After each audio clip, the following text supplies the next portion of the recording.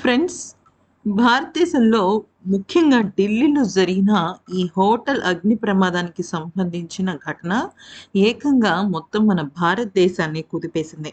ఎందుకనంటే దేశ విదేశాల నుంచి లేదా చుట్టుపక్కల నుంచి ట్రీట్మెంట్ కోసం వచ్చిన వాళ్ళు ఇక చాలా దారుణంగా, నిజం చెప్పాలి అంటే దిక్కు మొక్కు లేని విధంగా చనిపోయారు. అయితే ఎక్కడో వాళ్ళ కోసం, వాళ్ళకి సంబంధించిన వాళ్ళ కోసం వచ్చి, వాళ్ళకి సేవలు చేసే క్రమంలో పక్కన ఉన్న హోటల్‌లో బస చెయ్యాలి అన్న వాళ్ళ ఆలోచనతో వాళ్ళు తిరిగి రాని లోకాలకు వెళ్ళిపోయారు. కానీ ఈ ఈ మొత్తం ప్రమాదంలో ఒక వింత సంఘటన జరిగింది. అసలు నిజం చెప్పాలి అంటే వింత సంఘటన అనే బదులు అతి విషాదకరమైన సంఘటన అని చెప్పొచ్చు.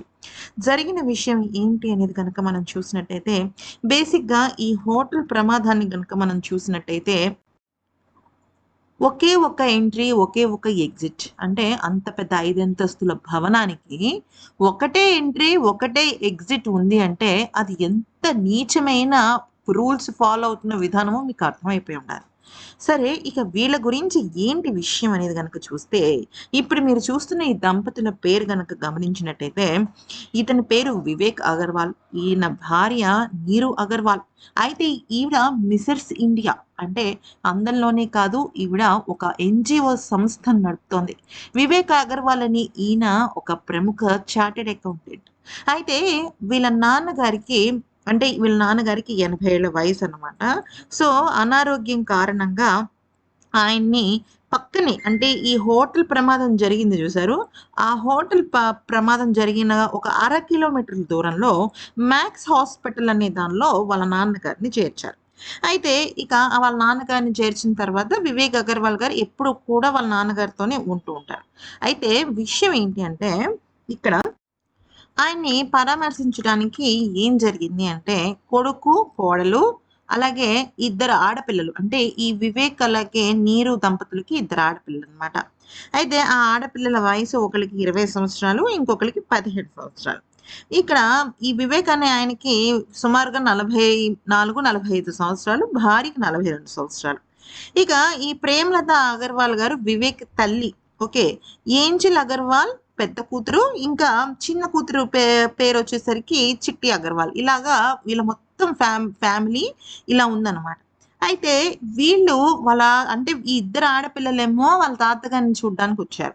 ముఖ్యంగా వివేక్ అగర్వాల్ అలాగే వాళ్ళ అమ్మగారు ఉన్నారు చూసారా? వివేక్ తల్లి ప్రేమలత గారు. వాళ్ళు జనరల్‌గా వాళ్ళ ఫాదర్‌తోనే ఉండి చూసుకుంటూ ఉంటారు. వాళ్ళ మదర్ హాస్పిటల్ దగ్గర ఉన్నప్పుడు వివేక్ అగర్వాల్ తన ఫ్యామిలీ దగ్గరికి వెళ్లి కొంచెం ఆయన పనులవి చూసుకొని చార్టర్డ్ అకౌంటెంట్ కాబట్టి అన్ని చేసుకొని వస్తుంటారు. అయితే ఈ జన ఈ ఈ మే జూన్ 3 తారీఖున ఏమైంది అంటే వాళ్ళ వాళ్ళ కోడలు ఈ వివేక్ అగర్వాల్ గారు, అలాగే ఆయన భార్య, ఇద్దరు ఆడపిల్లలు నలుగురు కలిసి మేము ఒకసారి చూడాలి. ఆయన్ని చూసి పరామర్శించాలి అని అనుకున్నారు. అయితే సరే అని జెప్పి వాళ్ళందరూ కలిసి వచ్చారు. ఆ హోటల్‌లోనే కరెక్ట్‌గా ఈ మ్యాక్స్ హాస్పిటల్‌కి ఒక అర కిలోమీటర్ల దూరంలో ఇందాక చెప్పినట్టుగా ఆ హోటల్‌లో ఉంటున్నారు.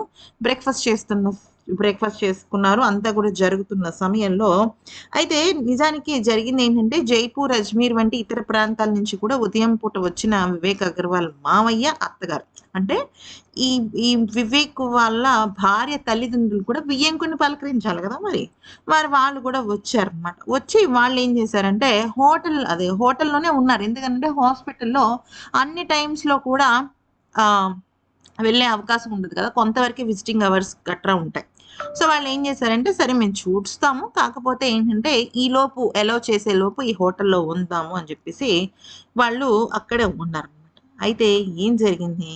ఇక ప్రమాదం సమయంలో టోటల్‌గా ఇంక్లూడింగ్ వివేక్ వాళ్ళ అమ్మగారు కూడా ఒక ఒక ఆ 80 ఏళ్ల వృద్ధులున్నారు కదా! ఆయన ఒక్కడే హాస్పిటల్‌లో ఉన్నారు. మిగతా ఏడుగురు కూడా హోటల్ రూమ్‌లోనే ఉన్నారు. హోటల్ దగ్గర వాళ్ళు బ్రేక్‌ఫాస్ట్ చేస్తున్నారనమాట. మొత్తం సజీవ దహనం అయిపోయారు ఫ్రెండ్స్. ఎంతలాగా అయిపోయారంటే, అసలు వాళ్ళ బంధువులు అక్కడికొచ్చి హాస్పిటల్ దగ్గరకొచ్చి, వాళ్ళ మృతదేహాలను కూడా గుర్తించలేని పరిస్థితుల్లో ఉన్నారనమాట. కనీసం వాళ్ళకి సంబంధించిన ఆచూకీ కూడా తెలియటం లేదు. అయితే అక్కడున్న రెస్క్యూ టీమ్స్, హాస్పిటల్ యాజమాన్యం సరైన సమాచారం ఇవ్వటానికి కూడా అక్కడ వాళ్ళకి కరెక్ట్ ఇది లేదు. ఎందుకంటే ఎవరిని కనుక్కుంటారు ఇప్పుడు? మన వాళ్ళనే మనం కనుక్కోగలం. అక్కడున్న వాళ్ళందరూ ఏంటి కేవలం అక్కడున్న కొన్ని క్లూస్ ఆధారంగా మాత్రమే కొంతవరకు మనం ఇన్ఫర్మేషన్ ఇవ్వగలమనమాట. సో, ఇక అలా జరిగింది. అయితే వాళ్ళ హోటల్‌లో ఉన్నప్పుడే భారీ అగ్ని ప్రమాదం జరిగింది. అయితే ఇక్కడ కొన్ని ఇన్ఫర్మేషన్ ప్రకారం రాత్రి పూట అందరూ నిద్రిస్తున్న సమయంలోనే ఈ ప్రమాదం జరిగింది అని వారు తప్పించుకునే అవకాశం లేదని కొంత చెప్తుంటే, మరి కొంతమంది వేరే రకంగా చెప్తున్నారు. బట్ ఎనీవేస్ ఇక్కడ ఇలా జరిగింది. అయితే వీళ్ళ కుటుంబం పాపం ఒక 80 ఏళ్ల వృద్ధుడు హాస్పిటల్‌లో చేరారు. ఆయన్ని పరామర్శించాలి. ఆయన అనారోగ్యం అది ఎలా ఉందో చూడాలి అనుకుని ఇంకొక 7 నిండు ప్రాణాలు బలైపోయాయి.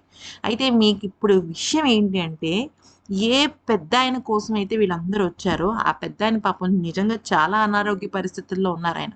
ఆయన ఒక్కడే బ్రతికాడు. అది కూడా ఆయన హాస్పిటల్‌లో ఉండటం వల్ల. ఆయన కోసం వచ్చిన వాళ్ళందరూ టోటల్ 7 మెంబర్స్ తునకలైపోయారు. అయితే ఇది విన్న వాళ్ళందరూ కూడా చాలా బాధపడుతున్నారు. ఎందుకనంటే వివేక్ అగర్వాల్ గారు గురుగ్రామ్‌లో ఉంటారు. అంటే ఉదాహరణకి మనము ఎలా చెప్పాలి అంటే ఆహ్, హ హైదరాబాద్ అనుకోండి. హైదరాబాద్ హైటెక్ సిటీ అనుకోండి. ఏది హాస్పిటల్ ఉండే ప్రదేశం. హైదరాబాద్‌లో శంషాబాద్ ఎయిర్‌పోర్ట్ ఉంది చూసారా? అది వీళ్ళుండేది. అంటే గురుగ్రామ్‌లో. అంటే ఘటన జరిగిన ప్రాంతం కాదు. ఈ వివేక్ అగర్వాల్ ఉండే ఇంట్లో ఉంటారు కదా! వాళ్ళ నివాస స్థలం. అయితే ఇక అక్కడ ఉన్న వాళ్ళు పొరుగు వాళ్ళందరూ కూడా ఆ ఘటనా స్థలానికొచ్చారు. వచ్చి అయ్యో! పాపం ఈయన ఇలాగ అయ్యాడు. ఏంటి ఈయన చాలా మంచి వ్యక్తి. ఎలా ఇలా అయిందని చెప్పేసి వాళ్ళు కూడా పాపం ఆ మృతదేహాన్ని వెతికే పరిస్థితుల్లో పడ్డారు. ఆయన చాలా మంచి వ్యక్తి. ముఖ్యంగా ఆయన భార్య ఒక పెద్ద ఎన్‌జీఓ నడుపుతారావిడ. పిల్లలు స్వచ్ఛందంగా చదువుకోవటానికి చాలా అంటే చాలా గొప్ప వసతులు ఏర్పాటు చేయడానికి కూడా ఆయన ఎంతగానో ప్రయత్నిస్తారంట. వాళ్ళ కుటుంబం అంతా కూడా చాలా గొప్ప కుటుంబం అని, వాళ్ళు ఇలాగ ప్రమాదంలో తుడిచిపెట్టుకుపోవడాన్ని ఇంకా మేము నమ్మలేకపోతున్నామని చెప్పారు. అయితే విషయం ఏంటంటే ఫ్రెండ్స్ ఇక్కడ మనం గమనించాల్సింది ఏంటంటే, ఫస్ట్ బేసిక్ పాయింట్ 5 అంతస్తులు అంటే 5 అంతస్తుల మేడలకు సంబంధించి కరెంట్ వైరింగ్, ఎర్తింగ్ అసలు ఏది కరెక్ట్‌గా జరగలేదు. ఇదంతా ఒక ఎత్తైతే, అసలు అక్కడ ఫైర్ నార్మ్స్ కూడా లేదు. అంటే ఫైర్ నార్మ్స్ అంటే ఎలా ఉంటాయి అంటే, మనకి ఏ ఏదైనా అగ్ని ప్రమాదం వచ్చిందనుకోండి, టోటల్లీ వెంటిలేటెడ్‌గా ఉండాలి. అంటే ఒక కిటికీ తీస్తే బయటికి రావాలి. ఒక డోర్ రావాలి. ఎప్పుడైతే ఒక క్లోజ్డ్ రూమ్‌లో అగ్ని ప్రమాదం జరిగితే, ఆ పొగ వల్ల ఆ మంటలు వ్యాప్తి చెందటం అనేది డబుల్ ద స్పీడ్‌గా వెళ్ళిపోతుంటాయి. అదే వెంటిలేషన్ వచ్చిందనుకోండి ఆ ఒక్క ప్రమాదం నుంచి తప్పించుకోవడానికి గాని, ఆ ప్రమాదం తీవ్రతని తగ్గించడంలో గాని చాలా ఎక్కువగా ఉపయోగపడుతుంది. అయితే వీళ్ళు ఏం చేశారు, ఈ హోటలు దుర్మార్గుడు వీడినసలు అదే ఆ అగ్ని ప్రమాదంలో వాడినేసేసుంటే కరెక్టేమో అనిపించింది నాకు. ఎందుకనంటే వీళ్ళందరూ ఇప్పుడు ఈ చట్టాలు, ఈ ప్రభుత్వాలు, ఈ న్యాయ శాస్త్రాలు వీళ్ళందరూ ఏం చేస్తారు ఇమ్మీడియేట్‌గా హోటల్ ఓనర్‌ని అరెస్ట్ చేస్తారు. దానిలో తప్పు పట్టటం లేదు. కానీ తర్వాత వాడికి పడే శిక్ష ఏంటి? ఏమీ ఉండదు. వాడేదో లూప్ హోల్ తీస్తాడు బయట నుంచి లా లా నుంచి మన న్యాయశాస్త్రం నుంచి. తీసి బయటకు పెడతాడు. ఎంతసేపు పడ్డం. అయితే ఇలా ఒకే కుటుంబానికి ఏకంగా వాళ్ళ నిద్ర కాలి బూడిదైపోయారని అర్థమవుతుంది. అయితే ఇక్కడ విషయంలోకొచ్చినట్టయితే గ్రౌండ్ ఫ్లోర్‌లో నిబంధనలకు విరుద్ధంగా కిచెన్ నడుస్తుంది. వీళ్ళేంటంటే అక్కడ 6 రూమ్స్ ఉండాలి. టోటల్లీ 26 రూమ్స్ ఉన్నాయి. ఓకే. అయితే లిఫ్టు, మెట్లు ఒక్కటే డోర్. ఎన్ని రూమ్స్ ఉన్నా, ఎంత కిచెన్ ఉన్నా, ఎంత పార్కింగ్ ఉన్నా, అందరూ ఒకటే రూట్ నుంచి ఎళ్ళాలి. ఒకటే రూట్ నుంచి బయటపడాలి. కనీసం బ్యాక్ డోర్ కూడా లేదు. అంటే ఎంత దారుణంగా వాళ్ళు రూల్స్ ఫాలో అవుతున్నారో మనకు అర్థమవుతుంది.